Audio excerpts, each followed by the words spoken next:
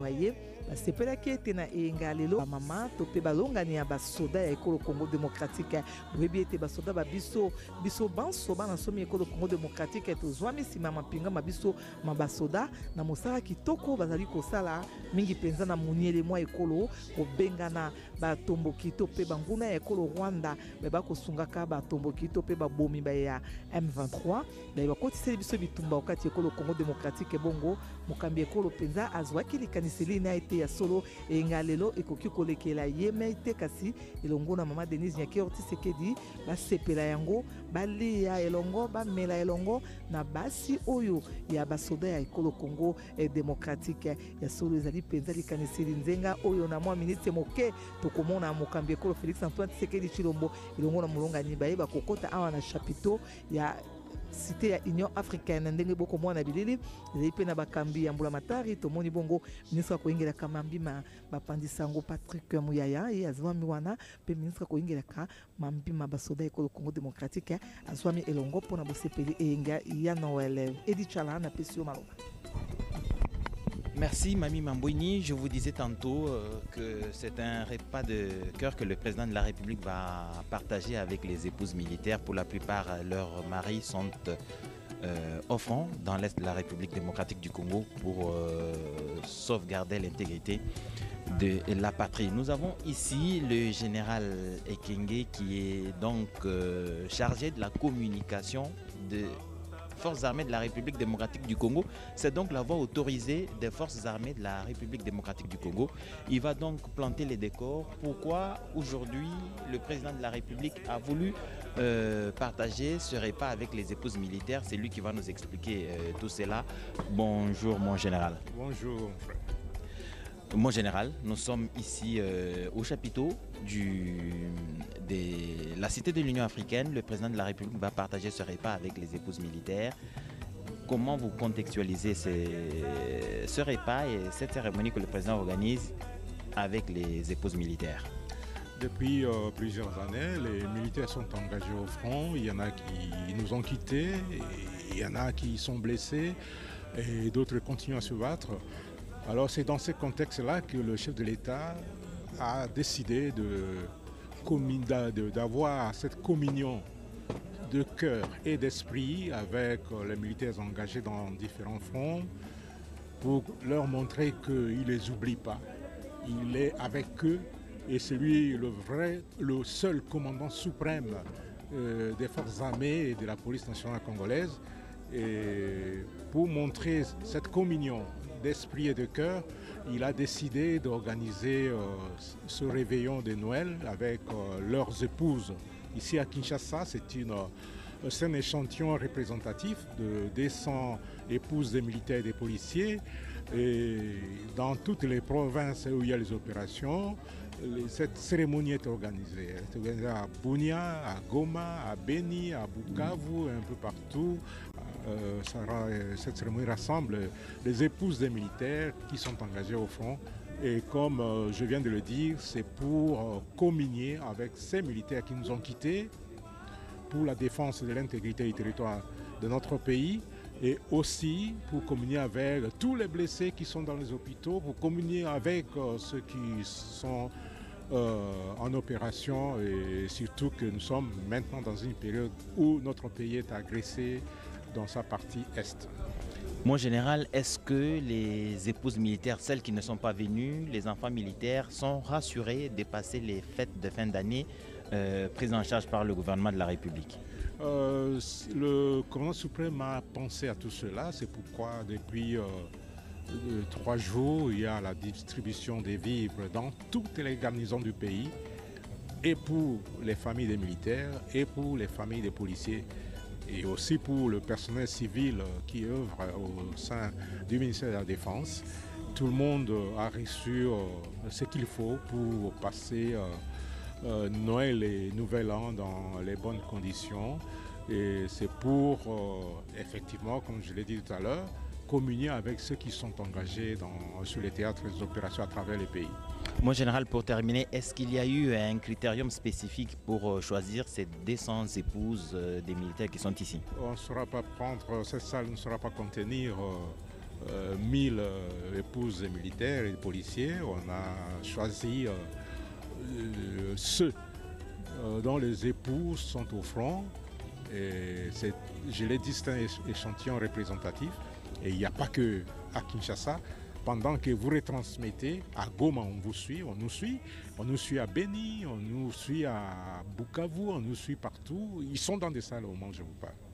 Merci beaucoup mon général pour toutes ces informations. Amis téléspectateurs de la radio-télévision nationale congolaise, vous avez donc compris les explications données par le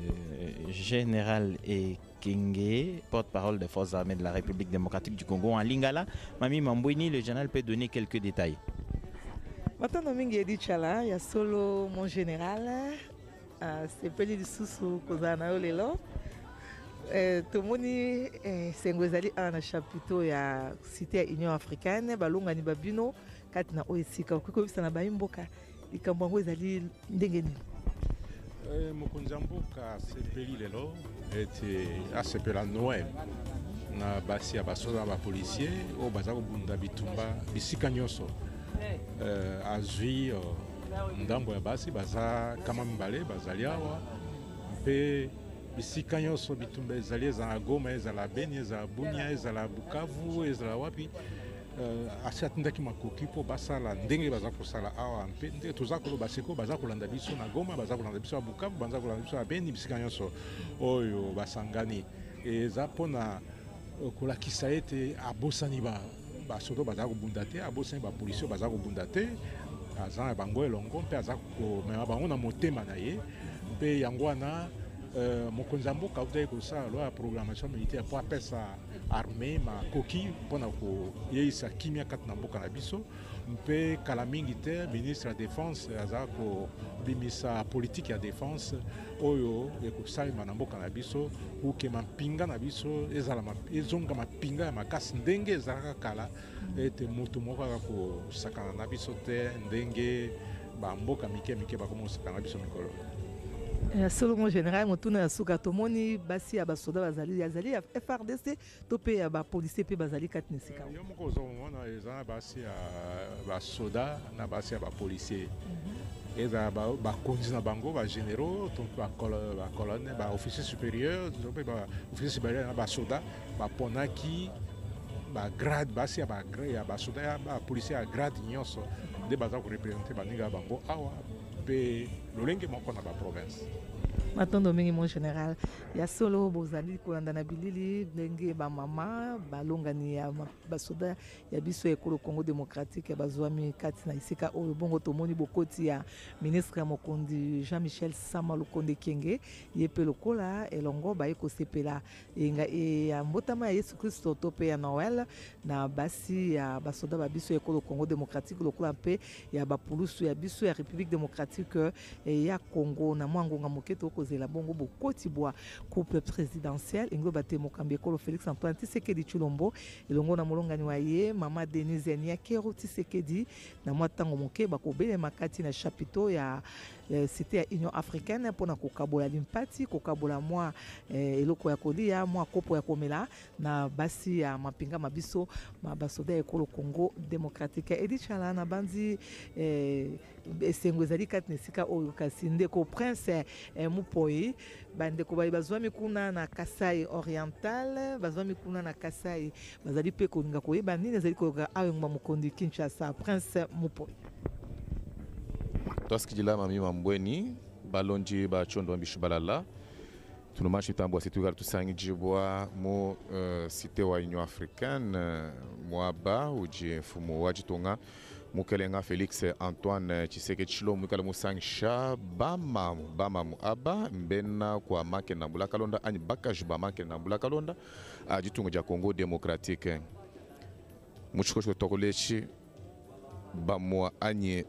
beno kwa kutomba bwase bamba yabu bajibikala basangi jibwa munvita ku est wa bankambwa bama bashala ne bana fumu wajitunga kene mwikala mba pomoye nash wambi bwase jalelweu jituku ja mafesto ja jilejibo ja Yesu Kristo ani Noël muso kupitisha jituko jeji nabu kati bilonde shila mei makula kuje umwa wakubalombo jibane ni momekele miandi ya jumwangala jangu muka chenka chimwa make nambula kalonda wakumvuije bipi bitamba bwase mwanda euju mwikalu wenjibwa muno muchimenya cha Kinshasa bwa jakijile ja bakaji bamake nambula kalonda kuje mfumu wajitunga Felix Antoine Tshisekedi Tshilombo ujika jumwikalu wenjibwa kali mu province makwabu kumujiku luseka elu nunkulu Nord Kivu luseka lwa Ituri uma province oso mashishilanga na baji bikala bajisanyisha kuji bakaji ba majinda jitunga jetu bwa bubu kumona mushindo kusekelela jitukweji bimpa bitamba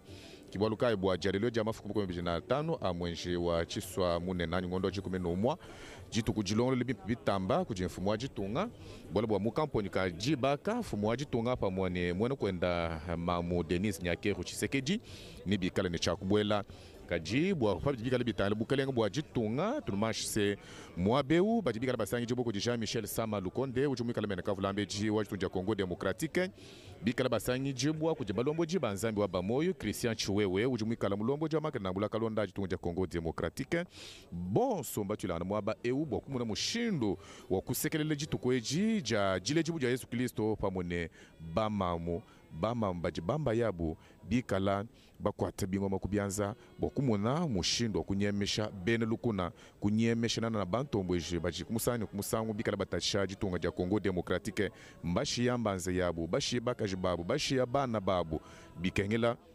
kubasankisha bikengela kubele menji bwaseba manyene mujimu jibamba yabo bikala benza ki mujimu apatupu nasha mujimu uji mwikala bwa jipinga ja manema abana bakongwa mungalata nanangu kuji baluishi bajibikala balua biba kumusanya kumusangu kajipa majinda jitunga mikala mimanye nakulu mushindo aben luku na kubwela kawena mwikala kunasha nukumba mana kutwilanga na bonsu bimfa bikala bi mwene shibwa ebi mbaka chibama kana nambula kalonda muna mushindo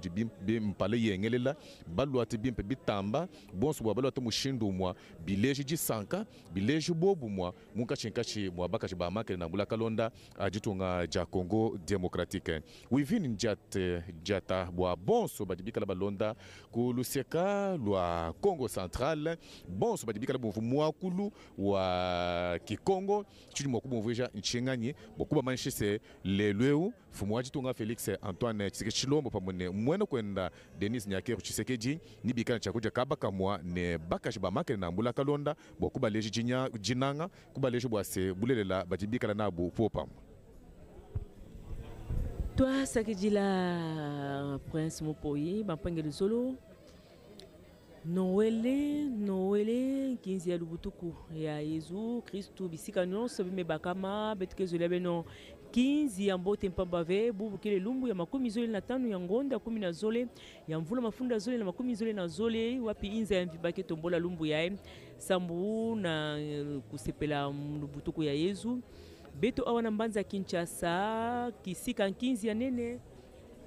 kikuisa salama na kumonisa mfumu ya insi Felix Antoine Tshisekedi Tshilombo na kuisa sepela bubu yae mpe kuja na bankento ya basolda pe bapulusu wapi amekusabongisa lumbu yae mpamba vena kusabisa beno ti bisika nyonso na insi na beto samo bitu zinga mbote kutanina ya mbote kuvwanda basolda bapulusu kitaninaka beto yo vwanda na banjilo bisika ya banvita ikele beto kele na basolda beto kele na bapulusu basolda te bokela ba FARDC bapulusu bakele bisika nyonso yawina fumu ya insi mekusabaka libanza ya mbote babakala na bao kesala bisalo samna kunwanina mambote pe kutanina bantu tibima na bao ya vwanda na este ya insi na beto bakesala bisalo ya ngolo samna kutombola bao kupesa bao lukumu yawina mfumu ya insi bubu yae mesola lumbu ya bubu yae makumi zole na tano ya ngonda 10 na zole ya mvula ya bubu yae na mvula mafunda zole makumi zole na zole ya fwana mana mutidu inave bafwana sepela na kudia na bao na meza kidimbu ya lutondo kidimbu ya bumosi kidimbu ya kupesa na bao kikesa na kumona bafulusu ba FARDC bisika nyonso bame bakama ya kutanina bana ya insi ya wina bafana tombola bao betukena ba mama na beto mekisa bakama awa mpamba ve na kutombola bapesa bao lokumu bisalo ya babakala bao kokisa sala ya kutani na beto bubu yaye bafana monana na meza bakusa kudia kisika mosi beto kena kati ya kuvingila fumu ya insi kuisa kota ke monisa beto kiese na bamama na bankento ya basolda na bankento ya bapulusu bamekuisa bakama awa samuna kusepela kuja na kivuka kidimbu ya lutondo basolda batope ba FARDC na bapulusu kele mosi aketani na beto bisika nyonso betike vandaka na kukula mbeni na kukula bimpumbulu bakele basolda ke kusatani na beto ya wina na mabanza ya mbote ya mfumu ya insi Félix Antoine Tshisekedi Tshilombo zona tombola basolda na nzila ya bamama na nzila ya bankento na bao na kuvanda na bao na meza kisika mosi samba kuisa sepela kana betu metala na este ya insi na beto ntangu nyonso basolda ke kuisa nuwa na mpimpa ntangu na nsi ya mvula sabu na kunoini na bainswa betu mekusa mona mfumu mpenza ya basolda nyonso ya insi na beto yandi mekusa bakama pana yozo na monisa ti yani mpefa kusa mona na kusa monisa penza kidimbo lutondo pamba ve luse na yandi ke kusa monisa penza ti ya teleka yani mekusa sangana na bamama nyonso to pe bamama befana lemvukila beto tango yanka bendo la tubati ya insi na beto nyonso ya mvimba belemvukila beto kubaka beno nyonso takusa pesa mwa mpasi bayaye mekusa monana zola monisa mwa elungi ya bamama ya basolda ya kusa monisa elungi ya bankento ya basolda nyonso bisika nyonso bemekusa vakama yovanda ya bizunga yovanda ya babizunga betukila bizunga mingi tala bamama ya kitoko bamama ya basolda bankento ya basolda bayaye ni kusa monisa mwa luse ya bayine mekusa bakama mpina kati ya bizunga bevanda ya bizunga Equateur bevanda na Congo Central na Kwilu Mai Ndombe bevanda na Lualaba bevanda na Okatanga bamama yaki kusamunisa luse na beno pamba ve baki kusamunisa ndamba luse ya bamama ya FARDC pe ya bapulusu ya me bakama bisika nyonso pamba ve babakana betu babakana betu kusanwana boyi kusanwana kutoni na yinsi na kutani na bantu tibima na bao ina bubu yaye kele kidimbu ya mbote ya lutondo ya mfumu ya yinsi mekusa sola yoke vandaka mingi kusipela na kati ya mabuta kansemi kusamonisa bete mona luse ya mfuma Loyal Jean Michel Sama Lokonde Kenge andi pembe kusapesa maba udiboko mpamba veyani kele Loyal Loyal nani kusatani na mpe ba soldat kusatani na ba soldat na kutana kuzinga na bao ya mbote ya fona monana kiesi ya ba mama kele deja na kati ya kisika tumikisa bakama na ntanga bitu vingila mfumu ya insi Félix Antoine Tshisekedi Tshilombo mapanga luzolo mambo ya mutindo yake salamaka mingi penzave kala betu memona mutindo tufana vutula matondo pebi kusa sepela na kidimbo ya lutondo yake kusa salama bubu yaini betu fana vingila mfumu ya insi kuisa bakama bete mona pilusi ya bansari ya Zambia bami kusa monana awa nani sabu na kusa sambila pe ina msari ya Zambia dodo kamba yamikusa bakama awa na beto mpi pamba ve bisambu fana salama kima mosi velenda salama san Nzambi mendimati kilumbu ya bubu ya kusa salama pamba ve bubu tukele lumingo ya wina bitu kusa sipela na bamama nyonso na kudia na mesa kidimbu ya lutondo kidimbu ya ngemba wapi bitu kusa sipela ya teleka bitu fana vingila mfumu ya insi mwa minita fioti bilumbu ya mfumu ya insi bilumbu ya fioti bankento ya basoldani bankento ya bapulusu bisika nyonso beme bakama beto vanda na ngemba bamama yaye mekusa bakama awa ke monisa balusi na beno nyonso na bizunga nyonso ina général Christian Chiwewe yaye mekusa monisa penza lusi ya basolda nyonso ya insi na beto mpa baveyani kile boso ntwalisi na bao ya kutolisa bisala basolda ya insi na beto ngemba ya mfumu na makanda na beno kuvanda bisika nyonso mfona pesa pendinga na Edi Chala nzinga na nge samu na kusa monisa bampangi na beto bisika nyonso me bakama baza ba nini mungina kusa mutila awa na nzinga ya Lumputu. Merci Wivin Diata. Nous sommes au chapiteau où l'on attend l'arrivée du couple présidentiel pour ces repas prévus avec les épouses militaires. Le président de la République, chef de l'État, a voulu justement traduire en acte sa volonté inébranlable d'être des cœurs avec les forces armées de la République démocratique du Congo où qu'ils se trouvent. Il le disait à Kitona, aux recrues, ils peuvent s'occuper de leur formation parce que les questions de leur famille, c'est une question qui concerne particulièrement le président de la République lui-même. Il a redit aux militaires, à Kitona. C'est donc une des actions qui témoigne de cette volonté du président de la République de s'occuper des forces armées de la République démocratique du Congo, non seulement aux troupes combattantes, mais aussi à leurs épouses et leurs familles, et rester à Kinshasa pour certains ou rester dans d'autres provinces pour ceux qui sont engagés dans les combats dans l'Est de la République démocratique du Congo aujourd'hui. Ce qui s'est fait ici, le général Ekenge l'a dit, tout haut, s'est fait en même temps à Goma, à Beni, à Butembo, à Bunia, où les militaires des forces armées de la République démocratique du Congo affrontent les forces négatives dans cette région-là, mais aussi les terroristes du M23 qui sont donc appuyés par le Rwanda en troupes sur le sol de la République démocratique du Congo. Le récent rapport des Nations Unies confirme les propos du gouvernement de la République et ce que le président de la République dit depuis quelques mois déjà. Les forces armées de la République du Rwanda sont sur le sol de la République démocratique du Congo, causant massacre, désolation partout où ces forces passent, et il est donc temps que la communauté internationale se mobilise comme elle a commencé à le faire déjà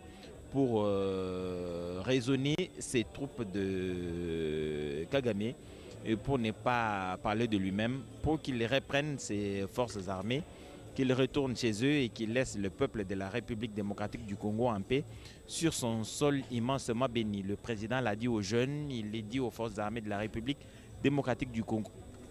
Nous avons bien une république que nous devons défendre à tout prix et un programme est bien mis en place pour que cette défense des forces armées de la République démocratique du Congo se fasse de façon ordonnée et dans la durée. Le Premier ministre, chef du gouvernement Jean-Michel Sama Lukonde est arrivé il y a quelques minutes lui aussi. Il va participer à ce repas offert par le président de la République ou le couple présidentiel aux épouses militaires. Ils sont différemment vêtus, des épouses de généraux, aux épouses des colonels, les épouses des capitaines, des majors, des lieutenants, sous-lieutenants, mais aussi des soldats sont ici représentés. Il y en a au total 200 qui vont partager ce repas avec le président de la République. Ce sera un échantillon représentatif des épouses militaires sur l'ensemble de la République démocratique du Congo dans tous les camps militaires. La distribution des vivres a lieu depuis 3 jours. Le général Ekenge l'a confirmé ici à notre micro il y a quelques instants pour ceux qui nous ont pris au début de cette retransmission en direct. Et ils ont donc su que les épouses militaires dans les camps, les enfants militaires, bref, les familles des militaires sont en train d'être servies en vivres et non-vivres pour passer les fêtes de fin d'année en toute quiétude, mais en se sentant pris en charge par le gouvernement de la République. C'est une réalité pour ceux qui vivent dans les camps, ils les sentent, ils les vivent, et le président de la République ne cesse à chaque occasion de manifester son engagement à accompagner le militaire, où qu'il se trouve, qu'il se sente soutenu, qu'il se sente pris en charge par le gouvernement, et le ministre de la Défense qui est lui aussi ici sur place a glissé quelques mots pour nous dire que le président de la République ne cesse de s'informer à chaque instant sur le besoin qui pourrait tracasser les militaires au fond pour que satisfaction soit apportée à ce besoin sans atermoiement. Voilà donc, mesdames et messieurs, vous qui suivez la radio-télévision nationale congolaise, vous êtes au parfum de tout ce qui se passe ici au chapiteau de la cité de l'Union africaine où ce repas a été organisé. C'était donc un réveillon qui a été repoussé tout simplement. Le président de la République qui était en Mbandaka encore hier où il s'était enrôlé. Il devait revenir et certainement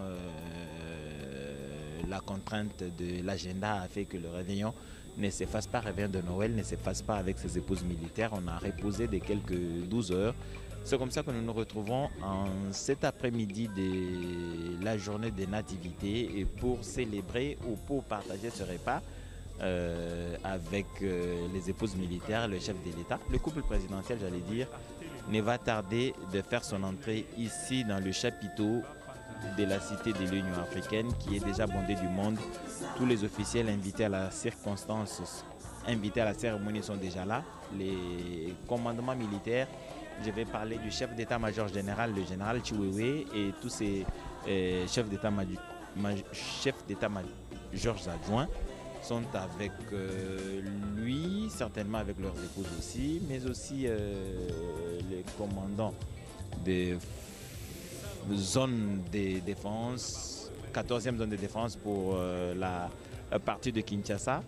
Le général Stasin Bouyou doit être là aussi. Et tous les autres qui commandent les forces armées de la République démocratique du Congo, les restes, ce sont les épouses de ceux qui ne sont pas présents physiquement à Kinshasa, mais qui sont dans l'est de la République pour veiller au grain et bouter les forces ennemies hors du territoire national et continuer à assurer la sécurité et la paix au peuple de la République démocratique du Congo se trouvant dans ce coin-là. Le président aura certainement une adresse à ses épouses militaires. Le moral du militaire doit être maintenu parce que si ce moral est en berne, on ne peut pas espérer grand-chose. Mais si ce moral est au zénith, il y a lieu d'espérer des miracles, même là où on ne pouvait pas l'entrevoir. Voilà donc la politique du président de la République, maintenir le moral toujours haut, le moral des forces armées. Et ceci participe effectivement au maintien de ce moral, fortifier les forces armées de la République démocratique du Congo, ceux qui sont dans l'Est, dans la forêt, aux prises avec la brise, des nuits comme de jour, se sentent heureux d'apprendre que leurs épouses à Kinshasa fêtent avec le président de la République. C'est un événement qui peut avoir un sens d'apparence qui peut être bénin, mais qui a une très haute signification. Et le président y tenait. Quelques arrangements de protocole. On crée encore quelques espaces pour les épouses militaires qui sont très nombreuses, qui voulaient participer à cette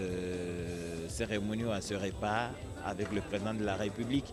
Et comme la salle est limitée, on est en train de créer quelques espaces justement pour donner à plus des épouses à prendre place ici au chapiteau et partager ce repas avec le président de la République. Ça sera fait dans quelques instants et que le couple présidentiel ne va pas tarder à faire son entrée ici pour que commence cette cérémonie qui a lieu un dimanche, un 25 décembre. Ça n'arrive pas tous les jours. C'est une occasion à ne pas rater pour les épouses militaires. C'est ce qui explique l'engouement et la volonté de chacune d'elles de participer à ce repas. Mais les contraintes de la salle vont faire en sorte qu'il n'y aura qu'une poignée représentative des femmes qui pourra partager ce repas avec le président de la République. Mais les dispositions sont prises pour que dans les camps militaires, on peut suivre en direct ce qui s'est fait ici. Le message que le président de la République adressera aux épouses militaires sera suivi sur l'ensemble du territoire national. La radio-télévision nationale congolaise s'est prêtée au jeu pour permettre à chaque épouse militaire qui se retrouverait à Lubumbashi, à Kolwezi, qui se retrouverait à Mbandaka, pourquoi pas à Libenge, de suivre l'adresse du président de la République, ce qui va remonter forcément le moral des hommes de troupe. Cette politique, le président de la République la maintiendra aussi longtemps qu'il le faudra pour que les forces armées de la République démocratique du Congo, qui vont désormais être équipées sans aucun gêne, c'est dire donc que toutes les chances sont de notre côté pour la construction d'une force dissuasive. Les forces armées de la République démocratique du Congo ont les ressources humaines qu'il faut, les moyens, l'équipement va suivre. Ce sera donc chose faite, une armée puissante au cœur de l'Afrique pour non seulement assurer la sécurité en République démocratique du Congo, maintenir les forces armées ou maintenir les frontières nationales héritées de nos ancêtres, mais aussi intervenir partout où le monde aura besoin d'une force de maintien de la paix. La République démocratique du Congo pourra donc servir en hommes et en matériel s'il le faudra. Voilà, mesdames et messieurs, on attend l'arrivée du couple présidentiel. Vous avez vu sur vos écrans les différentes personnalités ici présentes. J'ai vu au passage le pasteur Dodo Kamba, qui est donc l'invité. Il est président des églises de Réveil. Et cette femme générale, elle n'est pas épouse militaire, elle est générale des forces armées de la République démocratique du Congo. Ce qui explique donc que les femmes ont toute leur place dans les forces armées de la République démocratique du Congo. Et je vous signale en passant que dans l'écrit lancé par le président de la République de renforcer les rangs des forces armées de la République démocratique du Congo par un nouveau recrutement, il y a plusieurs jeunes filles qui ont répondu à l'appel de la République et ils peuvent se servir de ce modèle. Des femmes devenues générales, devenues colonels, devenues capitaines, pourquoi pas. C'est donc dire que l'armée de la République démocratique du Congo utilisera toutes les forces disponibles pour pouvoir arriver à ses fins à Stade Congo. Naam, tunapatikana hapa kunako chapiteau ya Umoja wa Afrika, mahali ambako kuna tajarishwa kabisa karamu kwa kuona kwamba ilitafuta kuwa makesha ya sikukuu ya Noeli. Basi kutokana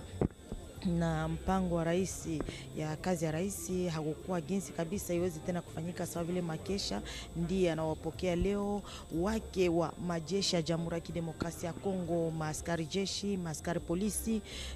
wa mainite mbalimbali wanajumbiwa kabisa katika mahali hiyo kwenye ndoa ya rais Felix Antoine Tshisekedi pamoja na mkewe mama Denise Nyakero Tshisekedi. Wataweza kabisa kuwapokea wamama hawa zaidi ya wamama 200 ya wake wa maskari polisi pia wa maskari jeshi wenye wanapatikana katika chapiteau ya Umoja wa Afrika. Hata kuna majenerali wengine pia koloneli wengine wenye wanapatikana mahali hiyo. Kama mnaona vile vile kuna mtumishi wa Mungu Dodo Kamba mwenye anapatikana hapo, ni kwa kuweza tu kuendesha sala kabla ya sherehe hiyo iweze kuanzishwa, kwani wanasema kwamba hakuna kitu chochote kenye kinaweza kufanyika bila kumtia Mungu mbele. Ndiye mtumishi wa Mungu Dodo Kamba iko mahali hii kwa kuweza kuendesha sala kabla ya sherehe iweze kuanzishwa, kwani punde kidogo ndoa ya rais inaweza kuingia mahali hiyo kwa kuweza kuanzisha sherehe hiyo. Tunaona kuna mtumishi wa Mungu Dodo Kamba mwenye anapatikana hapo, ndiye ataweza kuendesha sala. Wamama wake wa maskari jeshi, maskari polisi, kuna vile vile waziri mkuu Jean-Michel Sama Lukonde mwenye vile vile amekwisha kuingizana mahali hiyo. Kutokana tuna sherehe ya leo, wakuu mbalimbali, mawaziri wengine, kuna sawa vile waziri wa usikai na mambo ya uandishi pia upashaji wa habari naye vile vile anapatikana mahali hiyo. Waziri wa usikai na mambo ya ukingo naye vile vile anapatikana mahali hiyo kwa kusherekea vile vile katika karamu ya Noeli, kwani karamu ya Noeli ya mwaka huu ni karamu kubwa kabisa yenye rais wa jamhuri alitamania kabisa kusherekea pamoja na wake wa maskari jeshi pia maskari polisi wa mainite mbalimbali. Wanajumbiwa kabisa mahali hiyo. Ni furaha kubwa kabisa kwa kuona kwamba wale wenye waliweza kubaki hata nyumbani, hata watoto wa maskari jeshi wa maskari polisi waliweza kupewa vile vile kitowero chao. Waziri usikai na mambo ya ukingo Gilbert Kabanda na anapatikana hapo kwa kuona kwamba ni yeye ndiye mwenye kuwa kabisa kuwa kiongozi wa maskari jeshi pia maskari polisi wa Jamhuri ya Kidemokrasia ya Kongo. Ni wizara wenye kuhusika na majeshi hawa. Basi mtajua kwamba sherehe hiyo ya leo rais wa jamhuri itamania kabisa kusherekea pamoja na wamama hawa kwa kuweza kuwatakia mwaka mpya Noel njema. wa mama wengine wenye waliweza kubaki upande wa makampi, upande wa mbalimbali waliweza kupewa vile vile kitowero ya kuweza kusherekea mwaka mpya. Waliweza kupewa chakula mbalimbali, na watoto wa askari jeshi, wa askari polisi tuliweza kuona katika makampi mbalimbali vyakula iliweza kugaulika kwa ajili ya askari jeshi pia askari polisi, hata wao wale wenye kupatikana katika shamba ya vita kwa kuweza kutetea eneo ya Jamhuri ya Kidemokrasia ya Kongo.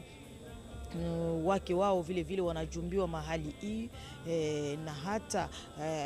maaskari jeshi wengine wenye wamekusha kutuacha wake wao vile vile wanapatikana mahali hiyo kwa kuweza kuwajumbia. Ni karamu kubwa kabisa kwa siku ya leo yenye Rais wa Jamhuri anatamania kabisa kusherehekea na wamama hawa kwa kuweza kuwapa moyo kutokana na kazi kubwa yenye wanaume wao wa bwana wao wanafanya juu ya kuweza kutetea eneo ya nchi, kwa kuweza kumfukuza adui nje ya Jamhuri ya Kidemokrasia ya Kongo, kwa kuweza kutafuta usalama uweze kurudi katika eneo nzima ya Jamhuri ya Kidemokrasia ya Kongo, hasa huko upande wa mashariki kwenye adui M23 mwenye kutegemewa na nchi ya Rwanda iko na nyanyasa kabisa mashariki ya Jamhuri ya Kidemokrasia ya Kongo. Basi majeshi wetu wako wanapigana usiku na mchana kwa kuweza kumfukuza adui huo aweze kwenda nje ya mbali na udongo wa Jamhuri ya Kidemokrasia ya Kongo. Ndiye Rais wa Jamhuri alitamania kabisa kuwapa wamama hawa moyo, sababu raia wa Kongo raia wa Jamhuri ya Kidemokrasia ya Kongo wote wako nyuma ya vikosi vya Jamhuri ya Kidemokrasia ya Kongo wenye kutetea eneo ya nchi. Raia wote wa Kongo wako nyuma yao. Waziri Mkuu Jean-Michel Sama Lukonde na vile vile anapatikana mahali hiyo kwa kuona kwamba ni kiongozi wa serikali ya Jamhuri ya Kidemokrasia ya Kongo, ni sharti aweze kuwa pamoja na wamama wake wa majeshi ya Jamhuri ya Kidemokrasia ya Kongo kwa kuweza kusherekea karamu hiyo ya Noel, kuzalika kwa Yesu Kristo mkombozi wetu. Ndiye mwenye iko natupigania kabisa, iko na gomboa Jamhuri ya Kidemokrasia ya Kongo, na iko Mwenyezi Mungu iko pamoja na majeshi wetu uko upande wa mashariki ya Kongo kwa kuweza kumfukuza adui nje ya nchi yetu, kwani bila Mungu hakuna chochote kenye kinaweza kufanyika. Ni kwa mategemeo ya Mwenyezi Mungu, mkono wa Mungu uko juu ya Jamhuri ya Kidemokrasia ya Kongo, juu ya kuweza kupigania nchi yetu, kuweza kufukuza adui nje ya udongo wa Jamhuri ya Kidemokrasia ya Kongo. Mami Mambweni, tunapatikana kushapito ya Umoja wa Afrika kwenye ndoa ya rais iko napokea wamama wa majeshi. Kweli unaona kama ni furaha kubwa, sababu na wewe hata kama unapatikana mahali hiyo, lakini watoto nyumbani nao wako wanasherekea vizuri kabisa. Accenti Arstide Congo ya solo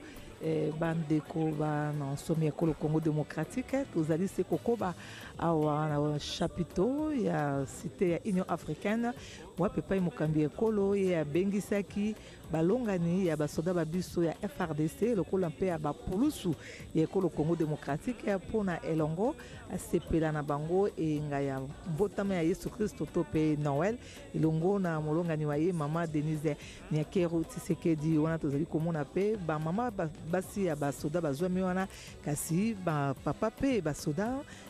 bakonzi ya basoda ya ekolo Congo démocratique bango pe lokola bayei na mbela ya tata mokonzi ekolo mpona kosepela enga ya Noel elongo na basi ya basoda ekolo ya biso. Boyebi ete oyele komokambi ekolo Félix Antoine Tshisekedi Tshilombo akendeki bongo kotala basoda to pe bapesaka kombo ya bango mpona bokoti na mosala ya soda kuna na Kitona ekolo oituka ya Congo Central mingi penza au territoire ya Mwanda. Bokomi ya mokambi ekolo alakaki penza na basoda ayebisaki ete ya solo na kotala ndenge basoda babiso bazali kosala mosama bango. Félix Antoine Tshisekedi Tshilombo atie motema moye na basoda banso ya ekolo Congo démocratique na mapinga ezala FRDC lokola pe ya bapulusu alakaki na bango te ayebisaki ya solo miso na ye molimo moye pe motema moye manso ezali bongo na epai ya basoda ekolo Congo démocratique na yango akosala manso pona kotala likambo etali mingi ebikeli ya basoda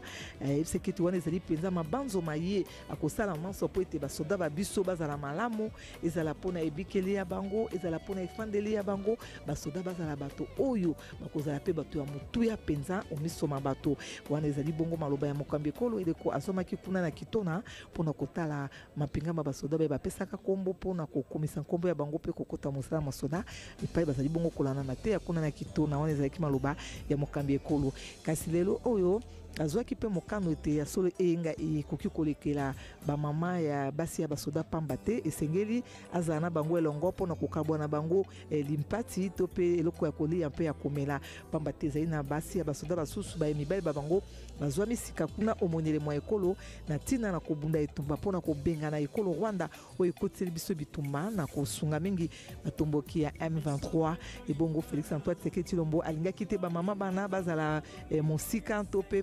sepela enga bango mei asepelaki na lolenge ya ye ya papa na lolenge ya ye azali mosangisi alingaki ete bamama baya esika ye azali mpo elongo kosepela enga ena ya mbotama ya Yesu Kristo to mpe ya Noel oyo tozali kosepela lelo obikolo biso bya molongo bongo tomoni awa okati ya chapiteau ya cité ya Union africaine ezala bamama ya basi ya basoda bazwami kati na esika oyo kasi mpe ndambo ya bakambi ya mbulamatari ekolo ya biso tomoni bongo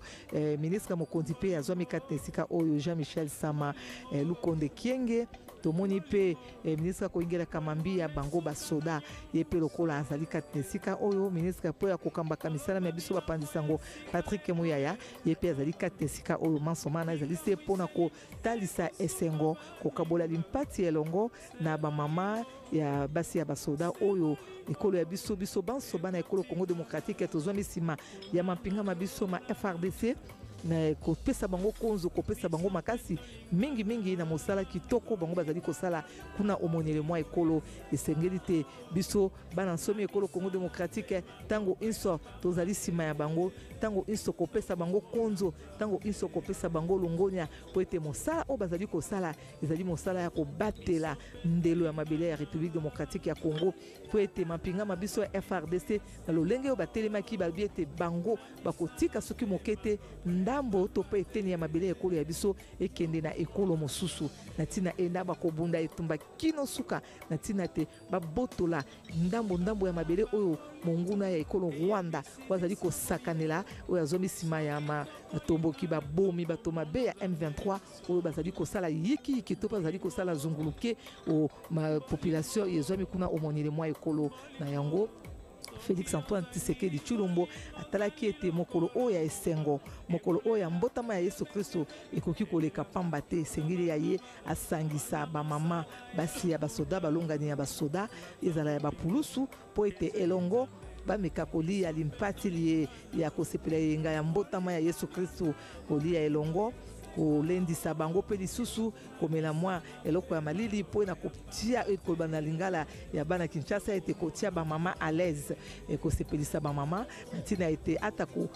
mibali bango bazwami kuna omonele mwa ekolo bazali kobundisa ekolo Rwanda kobengana monguna omabele ma ekolo ya biso kasi awa bayeba ete papa ya bana papa mokonzi ya mboka Félix Antoine Tshisekedi Tshilombo atiki balongani ya bango te atiki basi na bango te azali elongo na bango ndenge moko esalami awa ngba mokondi Kinshasa ndenge moko pe esalami ondambo ya bituka ya ekolo Congo démocratique kati na bituka pe lokola bamama ya basoda balongani ya basoda bazali ya kosangana mokambi ekolo Félix Antoine Tshisekedi Tshilombo akaniseli bango kosepelisa bango pe na eyenga na mwa eloko ya kolia na mwa eloko ya komela na ntina ete bayeba ete biso banso bana nsomi ekolo Congo démocratique tozwami nsima ya mampinga mabiso tozwami nsima ya mampinga mabiso ya FRDC nsima ya bapulusu ya biso tozali kopesa bango makasi na ntina ete babunda etumba te tolonga yango mpo ete ekolo ya biso ekokabwana soki moke te mpo ete ndambo ya mabele ya ekolo ya biso ekokende ata moke te na maboko ya banguna to mpe ya batomboki na yango mokambi ekolo Félix Antoine Tshisekedi Tshilombo na mabanzoma ye ntango inso butu mpe moi azali wana nsima ya mapinga ma FRDC nsima ya bapulusu ya biso kopesa bango konzo kopesa bango makasi na mosala ya kitoko oyo bazali kosala o République démocratique ya Congo ya solo lelo nde bamama balongani ya basoda ekolo ya biso bakozwama elongo na mokambi ekolo Félix Antoine Tshisekedi Tshilombo elongo na molongani wa ye mama Denise Nyakero Tshisekedi mpona kolia elongo kokabola mwa ndambo ya bolie mwa ndambo ya kopo ya malili mpona kosepela eyenga ya mbotama ya Yesu Kristo to pe Noel oyo molongo mobimba bazali bongo kosepela okati ya bikolo bya molongo ndenge toutaki koloba lisusu ete ya solo kati na esika oyo bakonzi ya basoda bazali bayike bayeba ye mpe kosunga bamama ya balongani babango na eleko eye mokambi ekolo abengisi bango mpona kokabola mwa lipati mwa biloko bya bolei kasi mpe ndambo ya bakambi ya mbulamatari bazali mpe kati na esika oyo ya mbopenza ministre ya mokonzi Jean-Michel Samalukonde Kienge oyo abelemi bongo na ministre ya ye wakoyingela kamambi ya bapandisango Patrick Yamoya ya kasi toyeba ete kati na oyo esika mpe ezali na molobeli to mpe mobateli mpate Dodo Kamba ye azali bongo mokambi ya biamba inso ya réveil ya ekolo Congo démocratique kati na esika oyo ye mpe azwami pamba te manso esengeli kobanda na mwa losambo mpo ete losambo ezali mpenza motuya mpo pate soki losambo ezali te soki nzambe ezali te eloko moko ekosalama ezali te na yango manso ava ya kobanda esengeli mwa losambo kotika manso na maboko na nzambe pamba te ye moko mokambi ya mboka Félix Antoine Tshisekedi Tshilombo abonzaka ekolo Congo démocratique na maboko na nzambe alingaki ete ya solo na bokonzi baye azali kosala atiaki nzambe liboso mpona kokamba ye kopesa ye bwanya kopesa ye mayele oyo apesaka na roi Salomo na ntina ete akamba République démocratique ya Congo na mayele na ye me ete kasi na mayele oyo nzambe akopesa ye mpo ete azala tango iso na elonga mpona ekolo ya biso République démocratique ya Congo yango mokambi ya biamba ya réveil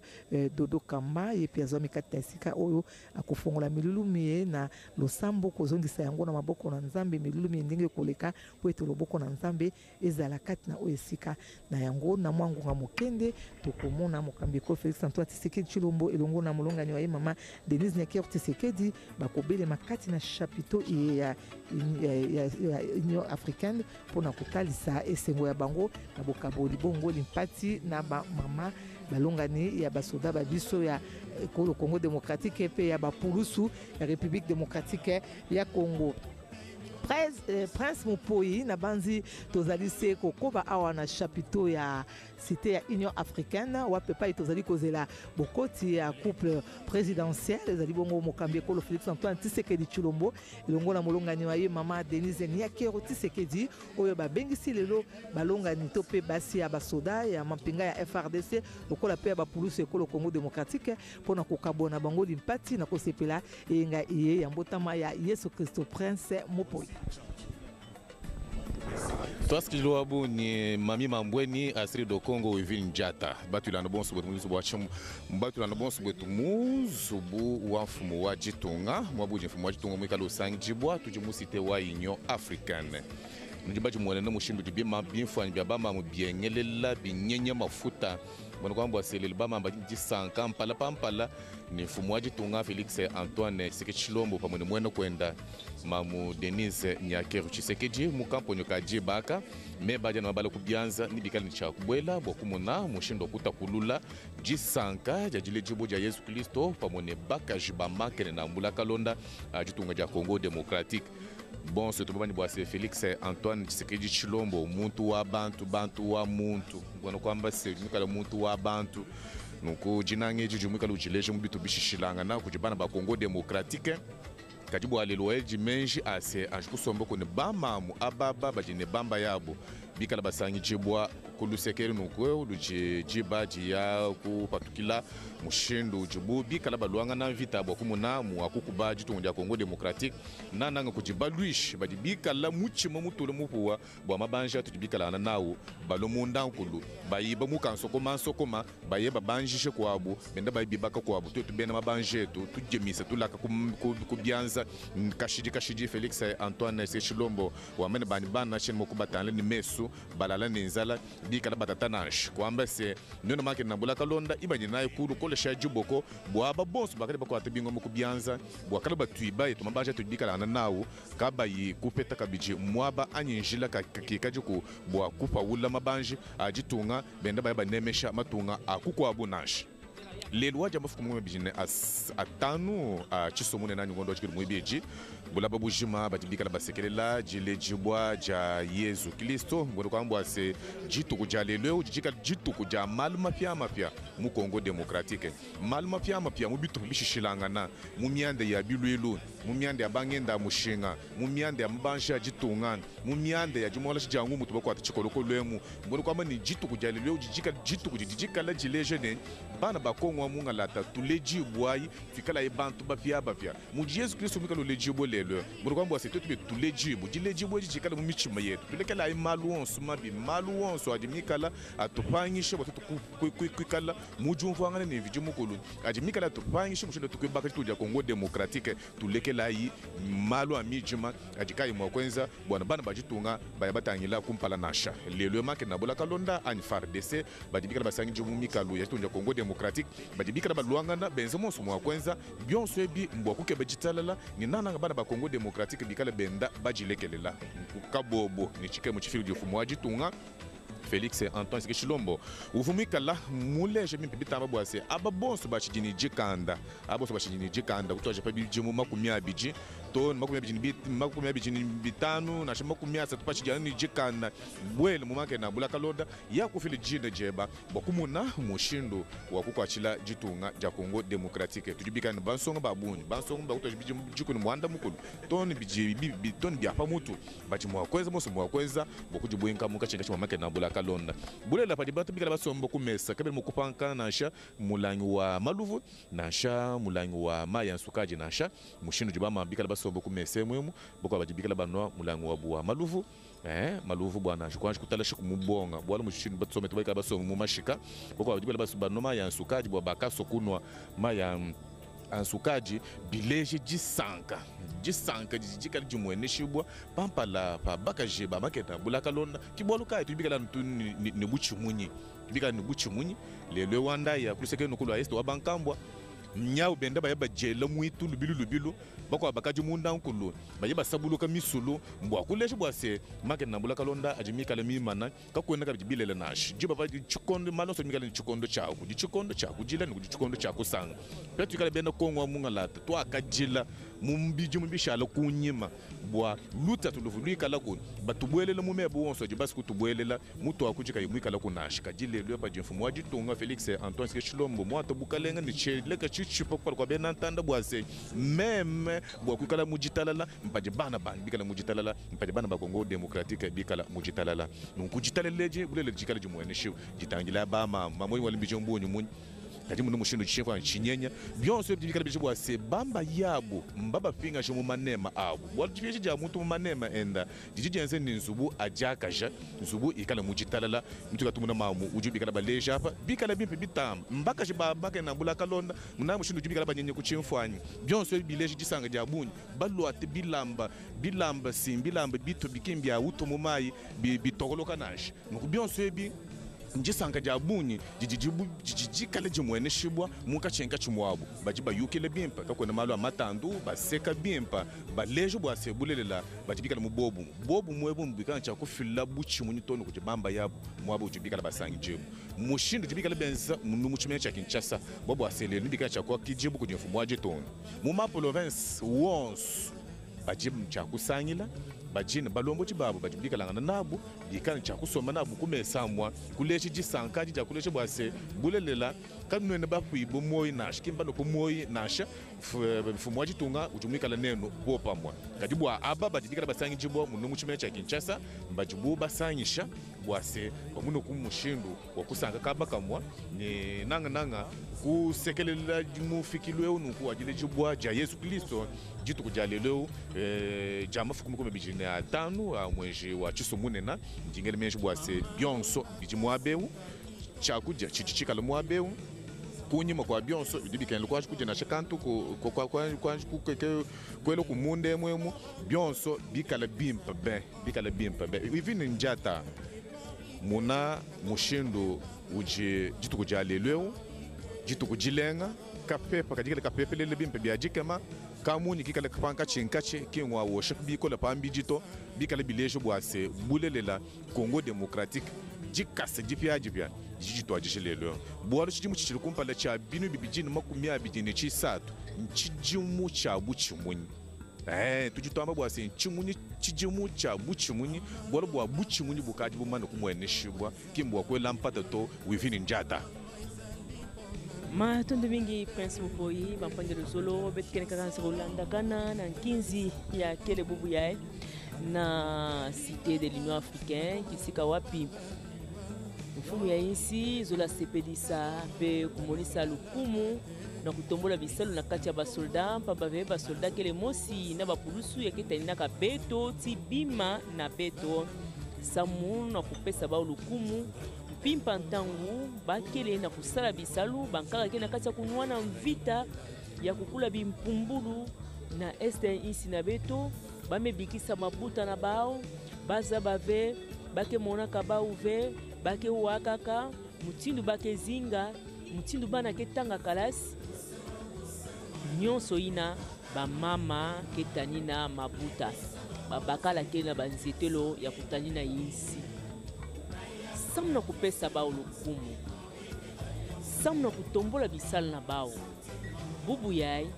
lumbu ya 15 ya ngonda 10 na zole ya mvula mafunda zole na 10 na zole mfumu ya insi Felix Antoine Tshisekedi Tshilombo zona monisa lusi na yendi awa samna kusopela na basoldami batikele na bajeune betikele na na nizo ya na ba general ba mfumu mekusa monisa lusi na dizina ya basolda bayame bakama na banzulu ya kutaina insi bayame kusa bakama na mabwala nyonso ya kena bizunga ya insi na beto ya kutaina insi bubu yai bankento na bao mwanda mbumekusa bakama awa beto metu bavende bankento nyonso ya basodana ya bapulusu ve bakele mwanda mubayaki kusamunisa luse ya bayina ikele na bizunga bake kusa kunwa bake bakate mwa kopo bake kusa kunwa mwa dikoba yake monisa bao tia teleka bamekusa sepela bubu ke ilumba kusepela 15 ya lubutuku ya Yesu samu na bamama bafwa na sepela na kudia na meza kisika mosi na mfumu ya insi Felix Antoine Tshisekedi Tshilombo zona bakama awa na beto yawina bamama ya mekusa monisa beto balusi ya babakala na baba zona tuba nini kima mosi vele nda tambula sang ya kondwa mama keta ina di buta mama keta ina bana bapapa kela banjilu bapapa kele na bisalu bapapa kelala mpimpa ntangu mvula kenoka andi kele na posi na kisalu na kisika na kisalu samu na kusala bisalu kansi awa bamama ke na bayinzo na kutaina bana na kutaina mabuta samu na kutomba bisalu na bamama ndamu mekusa monana awa lusi na baki kusamonisa bamama ya nkaka ya basodana ya bapulusu ya mebakana na bizunga tia tireka beto kele kintwa de tibeno ntima ya mfumu ya insi ikele na basoda na bapulusu mpamba ve baundeke tanina ka insi samu na kupesa bao lukumu ya wina lubu ya bubu ya mekusa sola masamu na ba na kudia na meza na ba na kusepela na ba na kunwa makopo mamaza kidimbu ya lutondo bisika nyonso beme bakama na bizunga befa na monati ya tileka basolda ya mekusa bakama awa bake kusamonisa lusi ya beno kaka befa na soldat ke sala kisalu ya ngolo na ntango ya bitu bankaka kelala soldat to pulusu kelala kafe andike tanina ka beto sa mumbeni kusa kota ve andike tanina ka beto sa mumbeni kufusa na ve yoke kite sumosi kumbi boso nsusu ntango akina bana nani ekusatani na kanani me wa kumbi keluta na zulu afwana bumba bana na yandi bonso tata na kasa libuta betu kene bonso tata na betu na libuta na betu ya Congo betu kene na mfumu ya insi Félix Antoine Tshisekedi Tshilombo betu kene na nkento nani mama Denise Nyakeru Tshisekedi ba kusatani na beto kasi na nzila na ba betu fefa na bana ba tu be kusatani na beto samu bimpumudu ukota vina insi betu kene na ba pulusu betu kene na ba soldat ya wina lubu ya bubu ya mekusa solama na kudia na mesa kidimbu ya lutondo kidimbu ya kufukana kidimbu ya kuzinga na bumosi mpamba ve insi na beto mekusa ningana fyoti na mambu ya bantu ya ntima yimi ya bimpumbuno kumona kusa nwanisa insi samuna ya ba soldat na beto ba FARDC ba pulusu na beto mekusa telama samuna kukula mbeni mpamba ve betu fona zinga na ngemba bisalu ya mbote baki kusasala yo na bume kusabuta mboma ya mbote fumu ya insi zola vutula na bao matondo na kusadia na bao na meza samuti bakwisa kumonisa kinzi ya mbote atako babaka na bao kena banjili atako babaka na bao kena kati ya bisika nyonso baki kusatena insi la bizunga kansi mwanda mbuya ime kusabaka maawa yozo na monisa luse ya bampangi ya bamama ya mikusa kama na bizunga pamba ve yaso na tuba beto kele bumosi mwana ya Kongo telema beto zinga na kivuka ya unye beto kusa vingila kinzi ya bubu ya pamba ve tufana mwana pitata ya insi yaso na bakana na beto na mwa minita fiosi ya fona bima kasi beto na vingila yandi pamba ve ani kusa kumina beto na kusolola pe na kudia na meza kivuka na bamama tope bankento ya ba FARDC bankento ya ba pulusu ya isi na beto samu bakusa sepela kasi ntango ya mikusa bakama na ba bayikusa tete kunwa kwa kopo bakusa mbaka dikoba yina ya bazola kunwa bakikusa bakama pamba ve bao ndekele moseke pesa kama longi pene babaka na bao na kusolola na bao na kusepela na kumonisa ba mutindu ya mbote kuza zingila pamba ve kana bakala meko na ngisalo ntanga kusa futuka na nganzi kansi ntango mama ke pana ke kusa bisani nzila yake le mbote ve sala mutindu yae yoke kusapesa papa mwa kima yo kitsani ntima ata wa makasi kana mama utuba ve muzola mutindu yae ve yawo ina fumu yense kusa sulula kudia na bao na meza kupesa bao na mamadia bakusa kudia kidimba lutondo mama ke tazilaka dibuta kintoli na beno na beto ke kana kulanda kana edit yala ndinga na nge samna kuzabisa mpangi na beto kinzi ya bubu yae mutindo yekusa lutila mpamba ve bankento ya basolda bankento ya bapulusu mekusa bakama awa samuna kusepela na mfumu ya insi Félix Antoine Tshisekedi Tshilombo tendola la campagne. Mesdames et messieurs, dans quelques instants, le couple présidentiel va faire son entrée ici. Nous faisons savoir par le protocole. Tout se met en place pour qu'ils viennent et que commence ce repas tant attendu par les épouses militaires depuis plusieurs heures déjà. Elles sont ici au chapiteau, j'allais dire, de l'Union africaine, de la cité de l'Union africaine, où elles attendent le président de la République. En tout cas, la salle est mobilisée, les figures sont scintillantes de joie.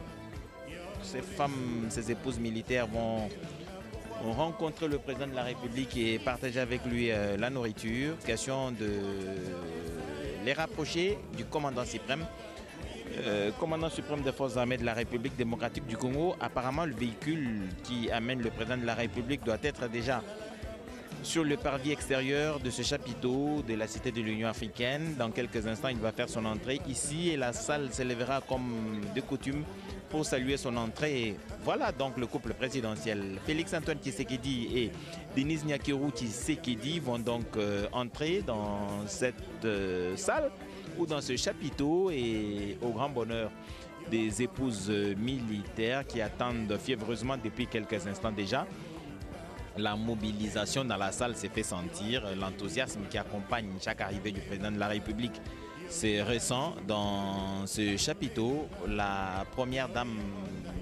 Denise Nyakeru Tshisekedi, aux côtés du commandant suprême des forces armées de la République démocratique du Congo, Félix Antoine Tshisekedi, donc à pas pesant, marche sur venant donc pour communier avec les épouses militaires. C'est une expérience grandiose pour les épouses militaires. Vous imaginez que le protocole va donc va prendre le relais pour nous dérouler le programme.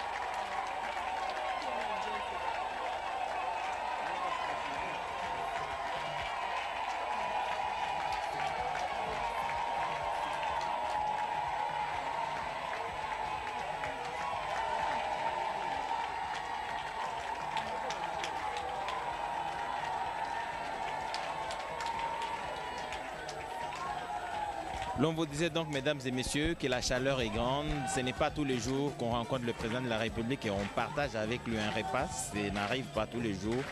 C'est ce qui exprime donc cette joie des épouses militaires.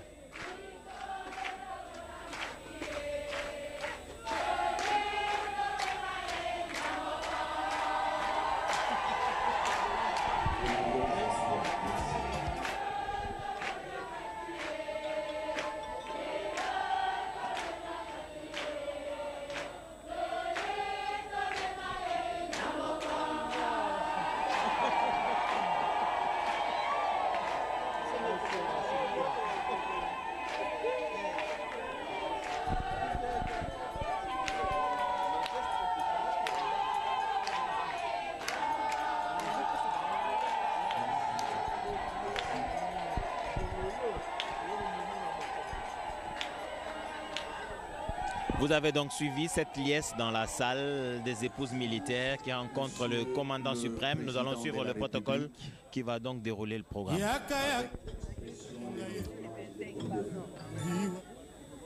Distinguée première dame, Monsieur le Premier ministre, Monsieur le directeur de cabinet du président de la République, Monsieur les membres du gouvernement invités, Mesdames, Messieurs, en vos titres et qualités respectifs, distingués invités. Il a plu à son Excellence Monsieur Félix Antoine Tshisekedi Tshilombo, président de la République, chef de l'État, commandant suprême des forces armées de la République démocratique du Congo et de la police nationale, de bien vouloir offrir ces dîners aux épouses militaires engagées au front à l'occasion des festivités de Noël. Ces dîners est un buffet à self-service qui sera agrémenté par de la musique congolaise jouée en playback. Excellence, Monsieur le Président de la République, avec votre autorisation, nous invitons le révérend pasteur Dodo Kamba pour la prière. Pasteur.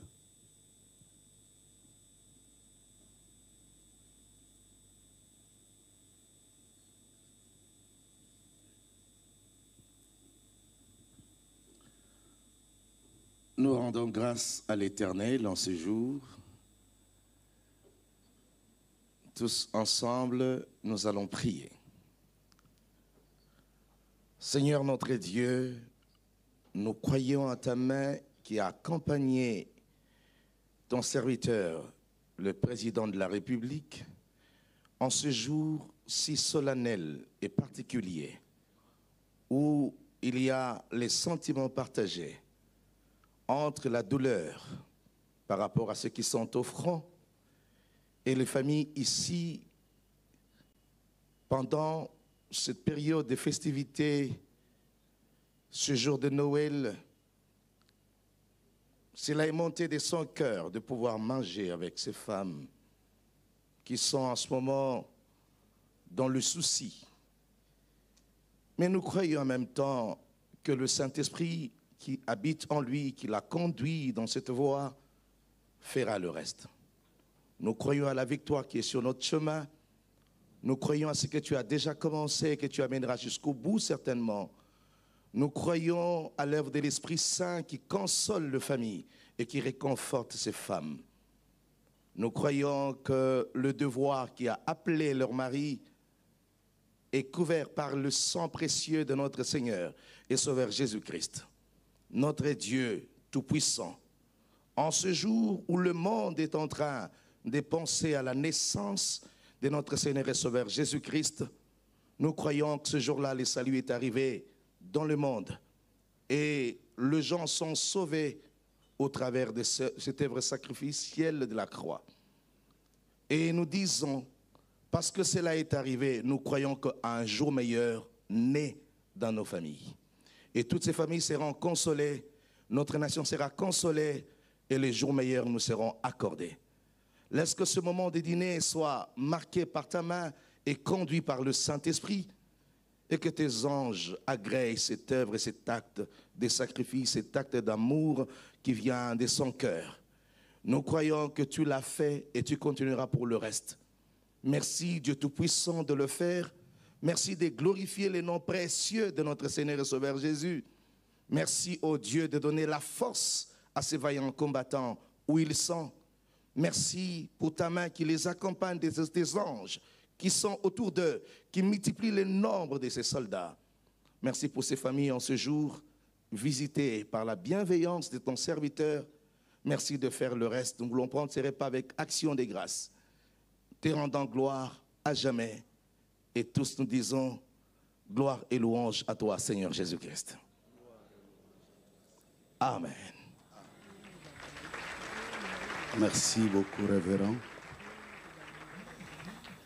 Avant d'en arriver au dîner proprement dit,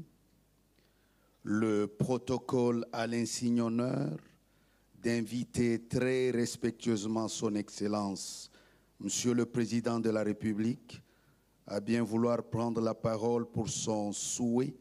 à ses invités spéciaux. Excellence.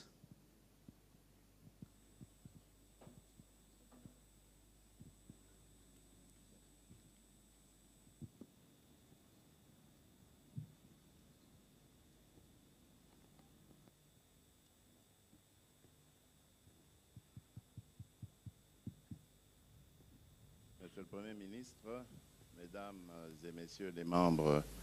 du gouvernement, Monsieur le chef d'état-major général de nos forces armées, Madame et Messieurs les officiers supérieurs, les officiers généraux de nos forces armées, Bamama Nabiso, Basi ya mapinga Nabiso.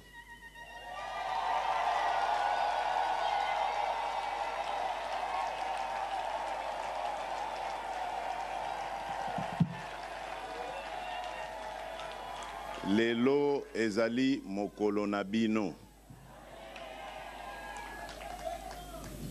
Liboso tena loba na ngina banana kotombela bino joyeux Noël. Na bino pe na mabota na bino. Moyen, malheureusement, moyen tozwa bato nyonso ezalaki te mpo nakoka kolinga bana mpe bazala awa kasi likambo te tokokanisa bango ntango bokozonga ndako.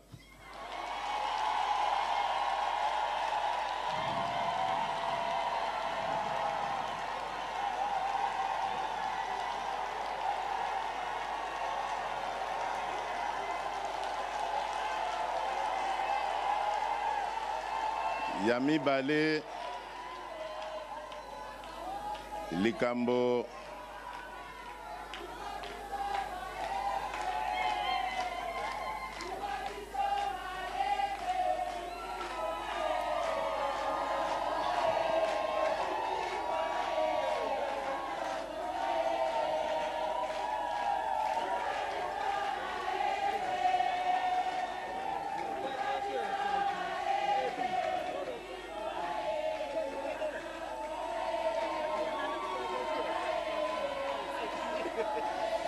Merci. Merci. Yami Balé, nalingaki kaka na loba moke po na yebi ke ngonge ke il faut toleka na mesa tolia. Nalingaki kaka na rappele bino promesse o nasalaki liboso mapinga na biso tant na kende kotala ba recrue ya sika na Kitona. Na lobaki na bango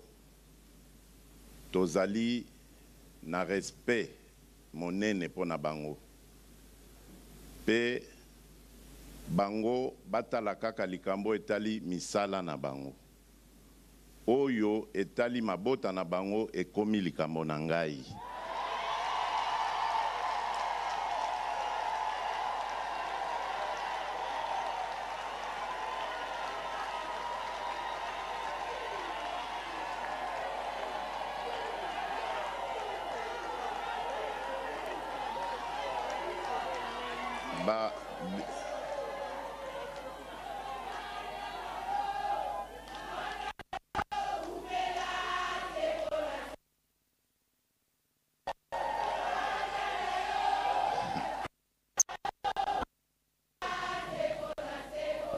Merci.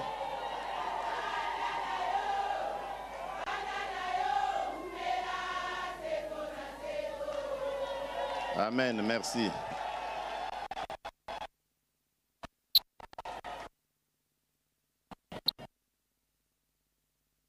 Kambo oyo ya ba famille ya mapinga na biso etalinga bapasi minyoko makambo nyonso bokozala na yango il faut ekomelaka ngai nde na bongisa.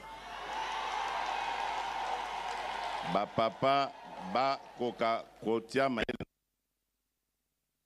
na bango. Pe na mosala wana tokotinda bango lokola bana etikete koki nyonso